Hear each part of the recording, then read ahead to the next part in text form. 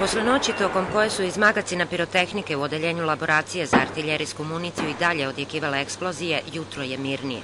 Poslednje dve jake detonacije bile su nešto ispred 6 časova, a mada mnogobrojne ekipe sektora za vanredne situacije i vatrogasaca dežuraju, u pogone će ući tek pošto stignu i svoj posao obave specijalci za deminiranje Ministarstva odbrane. U krugu oko magacina ima i rasutih neeksplodiranih minsko-eksplozivnih sredstava.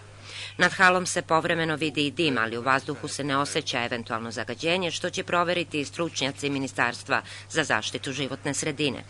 I jutro su pred kapijama slobode radnici, ali je rečeno da fabrika neće raditi dok se situacija ne stabilizuje. Inače, Čačanskom domu zdravlja tokom noći se javilo više Čačana koji su imali zdravstvene tegobe jer su bili zabrinuti za svoje bližnje.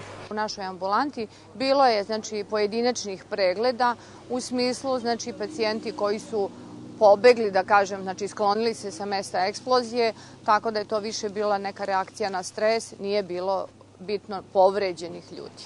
Ovaj pogon je inače građen i izolovan po svim bezbednosnim standardima za vojnu proizvodnju, tako da, kako nam je potvrđeno, nije bilo rizika od mogućnosti širenja požara na druge delove fabrike.